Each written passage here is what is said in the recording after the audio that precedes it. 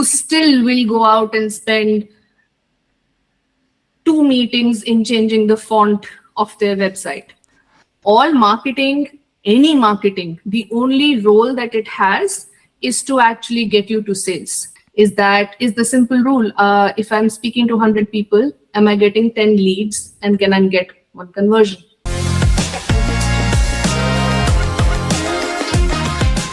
In today's episode, we have our new guest, Neha Indoria. She's a fractional CMO with a lot of experience, over 20 years of experience. Today, we're going to talk a little bit about how founders help technical founders build a lot of clear marketing strategies and so on. So once again, welcome, Neha.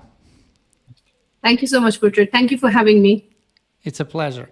So if we go back to your experience, can you tell us a little bit about how all of this started and how you were a founder and a lot of position in a company? So how it all started?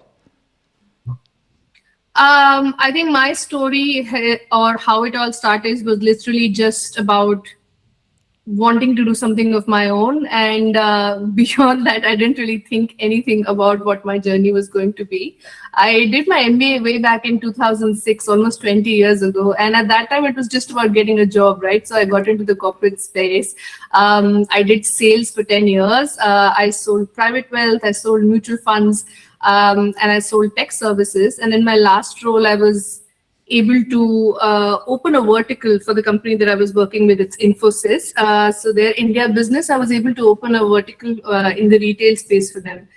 And at that point, it was something that had always been in my mind that I wanted to do something of my own. So the first company that I launched was called Couched, where we leased furniture to budget housing companies, companies that you would have students or in bachelor's living, and then that turned into a D2C company, which was called Boeing, where we did mid customized furniture, and that turned into me exiting from that company after raising 4 rounds of funds there with institutional investors into being a coach.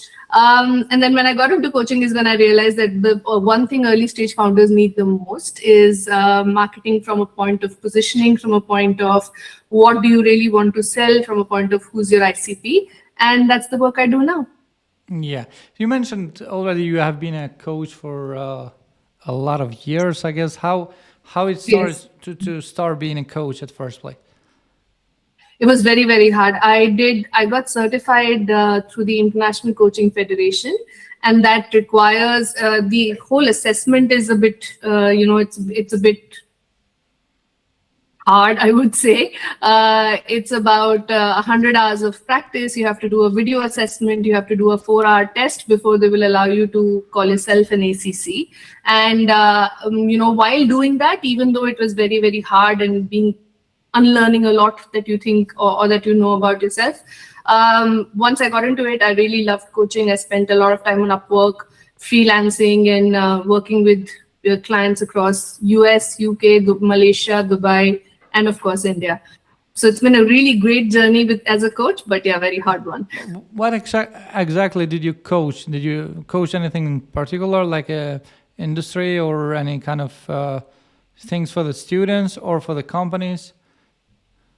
No, so I coach early stage founders and small business owners, and I come in at a time when they know that they want to start something. They probably have an idea and they started executing a little bit, but they've never really built a business before. So they're having trouble kind of bringing it all together. So that's what I do.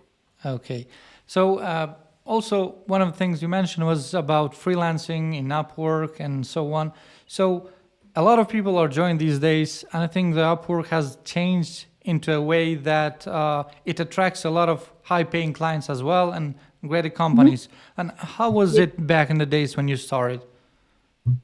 Well, I mean, back in the days is just 3 years ago, so I don't think it's so back in the days. So it's just only been 3 years on Upwork. But yes, I think Upwork, in my opinion, is a game of volume. You just have to keep applying, because just like any other algorithm, the algorithm in Upwork, the basis on the kind of places that you apply to when you're getting interviews and calls, it'll start giving you better and better opportunities. I have been able to get high paying jobs and keep high paying jobs on Upwork. Nothing is easy and neither is Upwork, but if you just keep at it, I think it does work. So you're saying that for the people that already have the skills, they can start their journey on Upwork as they are. Yeah. Yeah, absolutely. It's a great place to start. And especially, I think people with my kind of background, like you've been working for 15, 20 years, you have a lot of hands-on experience and knowledge, especially one that came before AI came. So you actually know how to do things. And, those skills are something that are very, very applicable in an Upwork scenario where you will definitely be able to get interesting jobs, the kind of work that you would love to do, that sort of thing. Yeah, that actually makes sense. But do you Yeah. think that since we're talking a little bit of Upwork, why do you think companies pick Upwork instead of going after other agencies as well? I have not really come across big companies, and frankly, I've never been able to get into the enterprise model in Upwork, so I'm not the right person to answer that question. But the kind of people that I have always come across is small businesses, folks that, maybe that's one of the things that it worked for me because there were people who were just starting small businesses or medium businesses who don't really have, they can't really pay a really high paying executive from another company, but as a consultant, I'll still be cheaper for them. Okay. Now, going back to your professional where you feel more comfortable about business strategy and founders. So, how do you help founders turn a rough idea into clear business strategy? By keeping them accountable mostly. My job is to help them first pick their goal, and then that is the vision statement, and then the vision statement has to be broken down into what we do in the next 3 months, what we do in the next week. Accountability, I think, plays a huge role. It also brings a lot of clarity. If you know that you have to own 3 things that you do in 1 week, you will have to prioritize and delegate and do all of that. And I think the biggest problem or the biggest challenge in the early days of being a founder is that you want to do everything, but you just possibly can't, and it becomes difficult in choosing whether which one you should be doing or not. So, But that's also linked to the business budget as well, or the monthly budget. yes, that's true that it's linked to the business budget. But I'm saying even before that, I can't tell you how many founders who still will go out and spend 2 meetings in changing the font of their website, right? And I'm talking about that stuff. Like if you have 10 things to do, there is a big possibility, irrespective of your budget, that out of those 10 things, possibly 2 other ones that need to be done first. But you are never taking that priority, and therefore you're trying to do all 10 at once. But if we go back and analyze, why do you think that actually happens to these kind of CEOs? Do you think that that's because they now have grown too much the company and they feel like they're left behind, or just because they feel like if they are not micromanaging anything, they're not working enough for the company? I think it's a mixture of both, and it depends on the person's context. So I don't think that there is one that you can pick, and this is why it happens. I've seen folks wanting to do everything. There was one person that just wouldn't pick a niche. He just wouldn't pick one niche, and he was building something in AI. And I kept asking him that why is it that you don't want to make a choice? And his answer was, well, everything can make me money, and what each of these industries or what they want, my skills are applicable everywhere. So the reason or the belief that drives them to not pick any single choice might be different, and it depends on the person, on the context, on where they are in life, how old they are, all of that. But the result is almost always the fact that you are getting overwhelmed and essentially not making the right choices for the business. You might be making the right choices for yourself, but probably not for the business. So yeah, that's, I think, the trend. That if you could point one. Okay, but a lot of companies struggle on that you already mentioned. Should they get specialized on a specific niche or industry, or should they be very generic? So Sure. how and when they should pick their specialization, if I'm allowed to say, or if that's capable to bring more money or not, Yeah. or how do you think that they should pick and when? But you will have to start somewhere, right? I mean, that's what we're saying. What happens in week one? In week one, you might be able to do three different sectors, and I completely agree with you that you can. You can possibly add even more. But in week one, you will have to speak to one type of customer so that you get practice more. Your same pitch is getting practiced again and again and again because you're speaking to the same type of customer. So it makes you better for number two and number three. You can't do three at once, at least not in the beginning. Of course, you can do it later, but not on day one. Yeah, but I think a lot of companies try to be very generic at start because they don't want to say no to a lot of clients or potential clients because that's how they think they should survive. So you're saying that actually that's a bad idea because they should specialize earlier or get specialized. No, what I'm saying is that I'm asked what I s- what I see is that because you think that you can do everything and that would get you revenue, you are not making you're not taking any action. You're not moving forward because you're trying to do everything instead of doing one thing.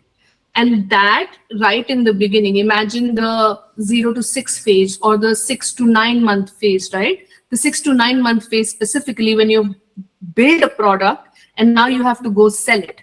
So now for your first 10 or your 15 or your first 20 customers, if you are saying the same thing over and over again, you will get better at it. And then you can go to in the next 6 months you can go do something else. But first, just start. So that's what I meant. Okay, but what makes a startup positioning strong versus confusing? I think the positioning has to come from a point of what does the person that you're speaking to wants to hear. Like what is not wants to hear, but what is literally the one thing that will make them go, yes, this is what I need. And if you are not choosing, so tying back to the earlier conversation that we were having, if you're not choosing a type of customer, you can actually never get your positioning right because then you're trying to speak to everyone. And when you're trying to speak to everyone, you are part of the noise. You're not really saying anything clear enough. So if you say, I'm going to speak to this person and I'm going to speak to them specifically about this because I know I am familiar or I have knowledge about their experience and I know what is actually hurting them, then my positioning will get clearer. But should a founder be very technical when they're trying to explain their products, or this is something that they should pass to the sales team or marketing team? I think technical information should come second. First, you should speak in a language that the customer gets because that's their pain point. And the moment that you have the second conversation, the moment you come to a point where you're saying, I would like to know more, that is when you get technical. You have to tell them what technical, and because when the founder talks about the technical part, I think what they do very well is they're able to get to the best feature or the thing that will sell the product very fast. So the moment you tell about the first feature or thing that makes your product sell, that's the technical information that the person needs first. Well, let's say you have a new startup that you just joined as a CMO or any kind of position in a leadership. What would be the strategy for the 3 to 6 months? Or do you think that would be enough? Or you need 1 year? Or how much time do you need for a specific company to create a strategy together with a product and then be able to start selling so they're not on the survival mode anymore? They're on the growth period now. Sure. So I think we're combining two things. There is vision and there is strategy. You can have a vision which is for 5 years, and when I come in and I join and work with you, I'm not working for 3 months. I want to stick with you for 5 years, right? So we can have a vision that we both believe in, that is 5 years long. Strategy is about the now. It is about this month, the next 3 months, the next 6 months, and it can change. Strategy is just, I mean, you know how the World Cup is going on, so that's the only analogy I remember. But football matches, strategy changes. Strategy is today. Vision is for 5 years. So I think we have to differentiate between the two. And in my role, I believe that when I will join someone, I will be doing it for 5 years. So I will be part of the strategy at all times. So, what are the first steps that the startup should follow, according to you, that you think these are the bulletproof steps that if a company follows by the first year, it should be able to provide a little bit of income or revenue so we can pass that survival stage? Yeah. So I don't think the revenue question is something that happens after 12 months. I think the revenue question is where you start. All marketing, any marketing, the only role that it has is to actually get you to sales, right? So if I can't get you sales, then any marketing is of no use. So you have to start from day one and say, okay, what do I need to do? The only question that you need to ask first to yourself is, what do I need to do to get to a point where I have 10 paying customers? And then for at least the first 10 paying customers, do only those things. If you do only those things and you get to the 10 paying customers, you would have had so much experience, so much failure, so much catastrophes, and so much good stuff that happens that by the 10th customer, you will know exactly what you're building. And then you get to build the company. Yeah, but how hard is to get those 10? Well, if you actually sit down and do this work, it's probably much easier than just, going out and making something and then trying to find the customers, retrofit customers back to a product, and then saying, oh, it's not working, and then going out and getting funding, which is probably not the right thing to do.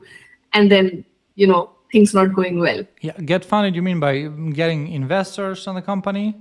So that getting investors. So you mean to get investors in the company to somehow speed up the process of growing, or? No, what I'm saying is most likely, if you're a technical founder and you're building and you're creating something out of nothing, most likely you're thinking about scale. And so when you're thinking about scale, most likely there is a point that you would probably think about getting investments. Now, the only time that it makes sense to get investments is when you've actually not just done your product market fit, but actually have a system where if you have to be, not entirely involved all the time, you have that breathing space.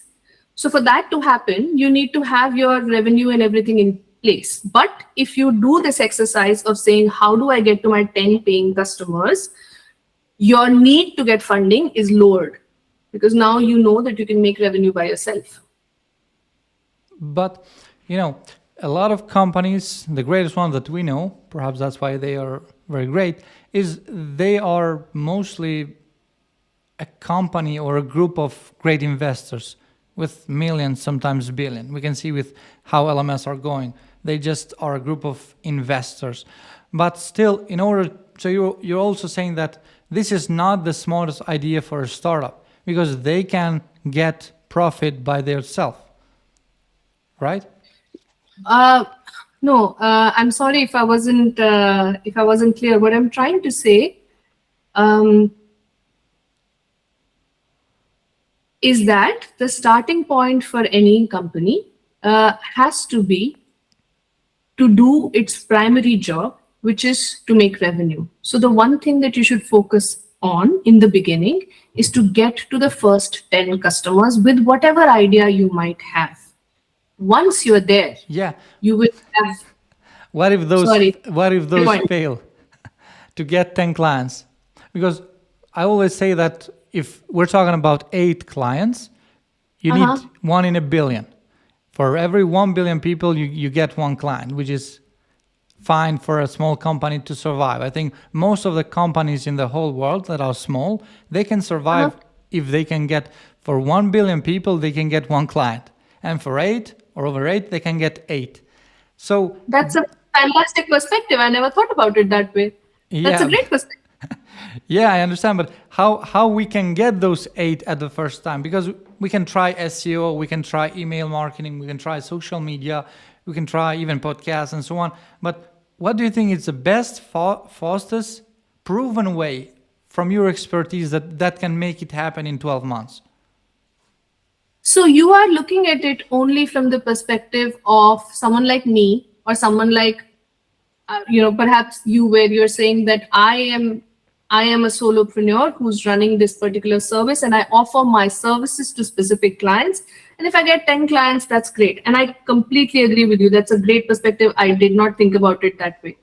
But when I'm talking about, taking an idea and building it and making it 10 customers, I'm talking about any kind of ideas that might be there. So a D2C company or a tech founder or someone else, any kinds, not just services, right? So to answer your question, what methods you use will depend on what kind of business you run. If it is someone like me, in my experience, a combination of LinkedIn and YouTube works really well.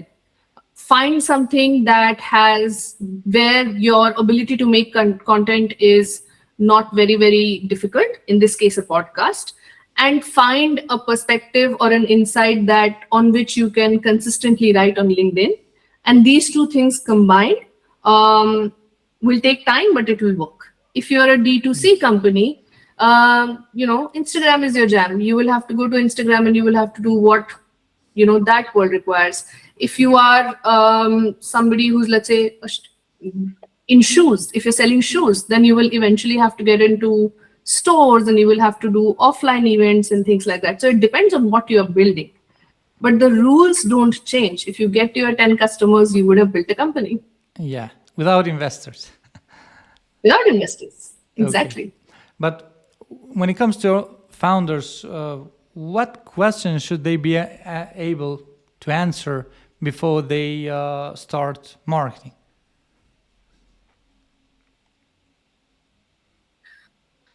Again, if you are looking to build it as customers, you will have to do some amount of marketing. And what marketing should be able to answer for you is the simple rule. If I'm speaking to 100 people, am I getting 10 leads and can I get one conversion? So you will have to try different things. There is no, I don't really genuinely agree with the idea of saying, this is the playbook. If you do this, it'll happen. You have to try everything, right? Experiment. Yeah, you have to experiment. You have to figure it out. To be more precise, so a lot of founders now, they have decided to go public. Most of the times before, let's say 5 years or so on, most of the founders, nobody knew about them. They knew about the companies, they knew about some employees that were famous, but not about them. Or even some marketing gurus that represented them. But nowadays we see a lot of founders that get in front of cameras, get in front of podcasts, get in front of TVs. They're available, they represent the company, like Gary Vee says you should be, and this kind of stuff. Do you think that this is actually happening? So no founder should stay private anymore because this is not how the game is getting played?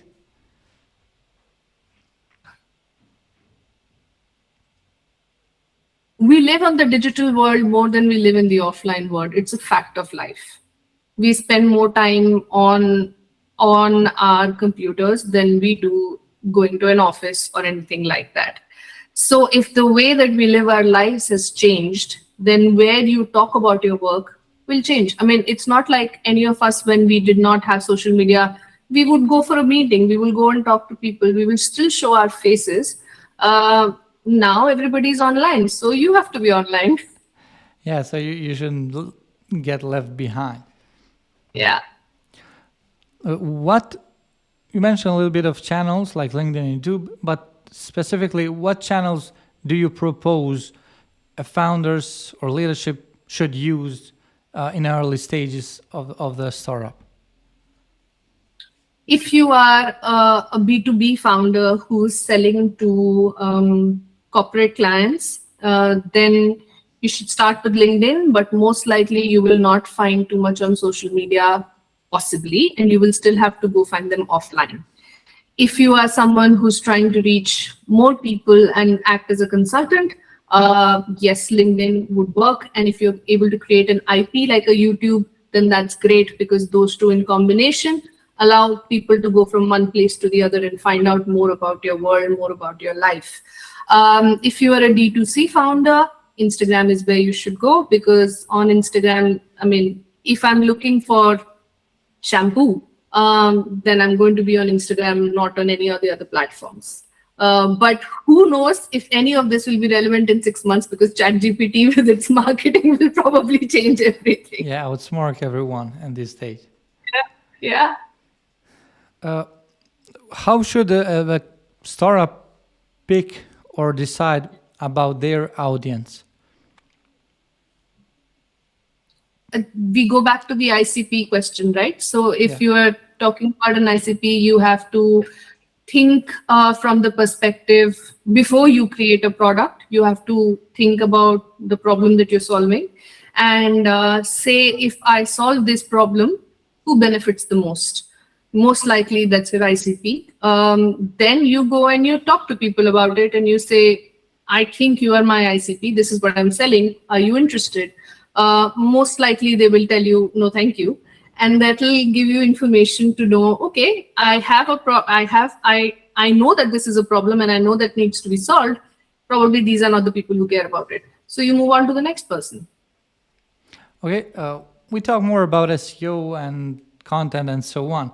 And I think you also specialize in content. So do you think every company out there should invest in SEO, in content, or even paid marketing and so on? I'm not a fan of paid marketing. I think organic does much better, irrespective of the industry that you're working in. As far as SEO is concerned, I think, again, with Claude and the way that we now search things, I think it's becoming extremely difficult to just stick on SEO and hope that you are going to get a lot of response from it. Having said that, it is easier to have more keywords now in pretty much every article in a way that really works for you. So if you're trying to figure out a way to create some content, Substack, or LinkedIn posts or whatever, there actually having SEO enabled products would do a lot of good.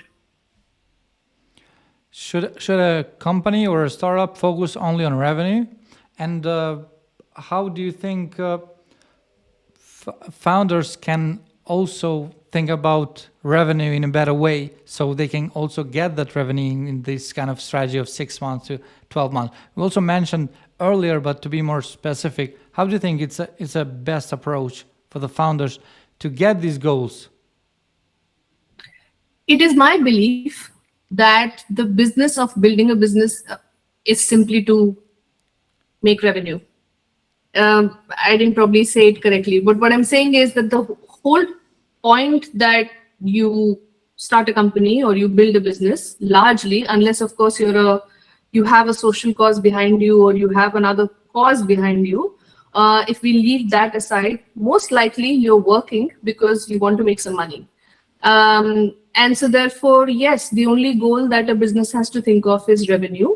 But at the same time, whatever are your integrity or moral, this thing, you can't let that go. It can't be something that affects anybody else while you're building your business. But do you think the habits of the founders really help the company to grow faster?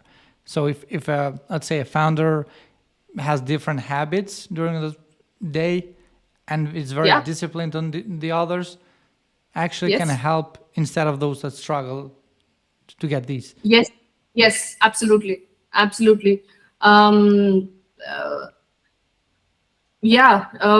a workout routine, eat right, don't drink, Sleep all well. of that helps.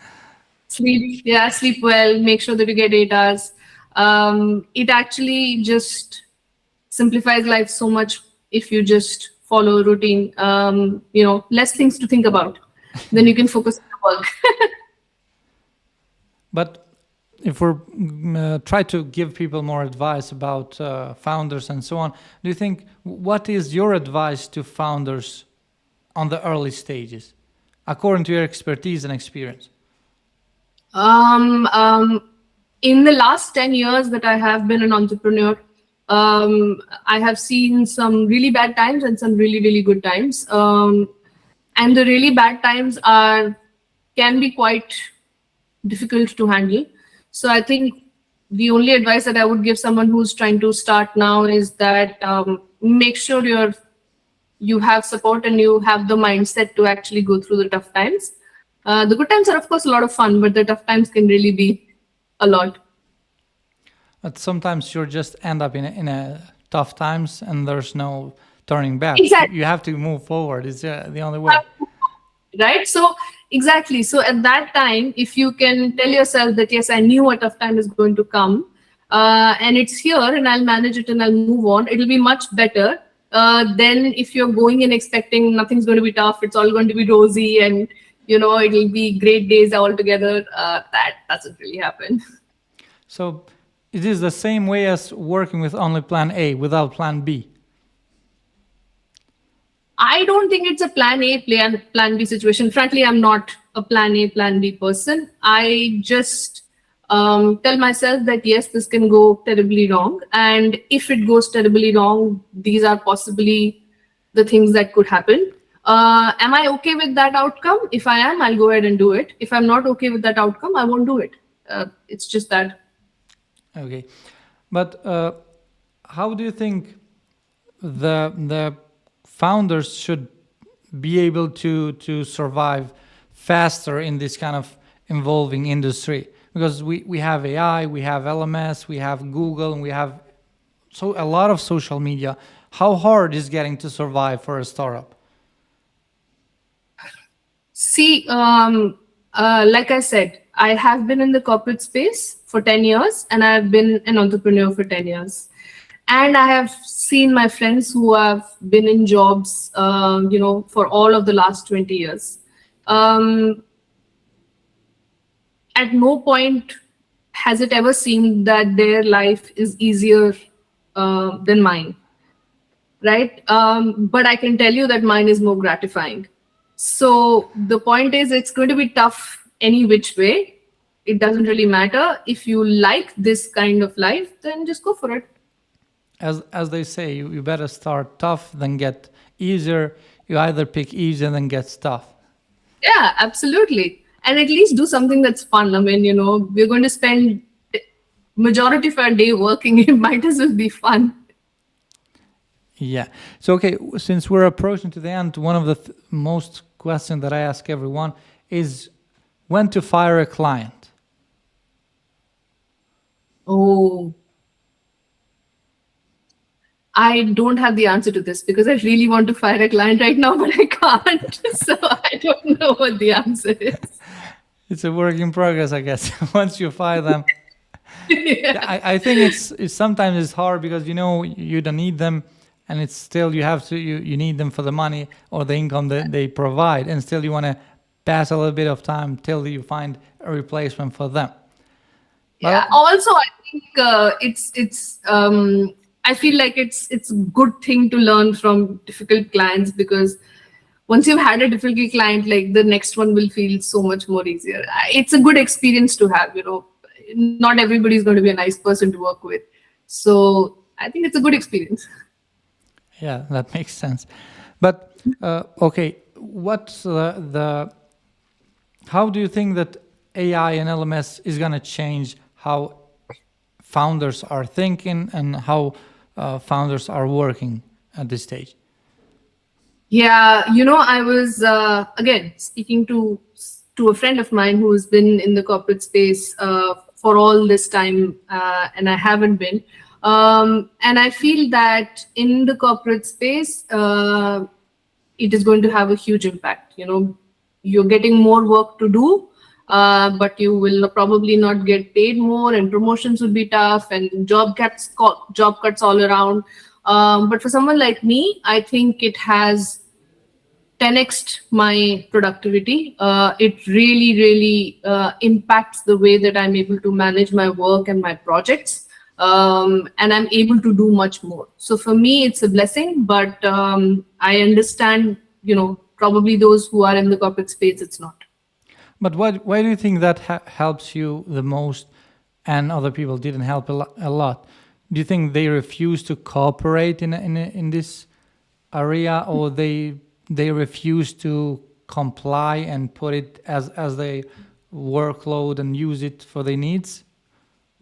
No, because it's going to take your jobs. Like, I mean, the kind of work I do, I probably don't,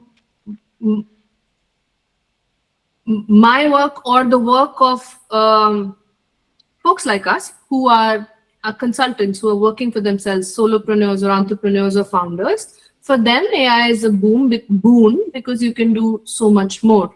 But for the ones who are in corporate, there it doesn't work because AI is going to make sure that there are job cuts. You will replace a human with an agent, and therefore there will be more job cuts. But how we should keep our jobs using AI? So Become a consultant. now in any kind of specific industry or niche, like we know that, let's say a programmer or a developer knows it's very good at coding, but now they are the first to replace, because you can use Claude to create a specific code or any kind of website or an app or a tool or any kind of thing. So how they should survive this kind of replacement from AI? There are so many founders who are non-technical, who want to build something, who have started a company, don't know what they're doing, and are always looking for developers. So if you're able to find work for yourself, you don't have to be in a job. Yeah, that makes sense. Okay, Neha. Once again, thank you very much for being on our podcast. We really enjoyed some tough questions and some tough answers as well for our audience. I hope they will like it. So once again, thank you very much for being on our show. Thank you, Bertrand. It was very, very enjoyable. I really liked your questions, and I hope that you had fun as well on the podcast. Yeah. As always, Thank thank you you so very much. Thank you. Thank you for your time. Bye-bye.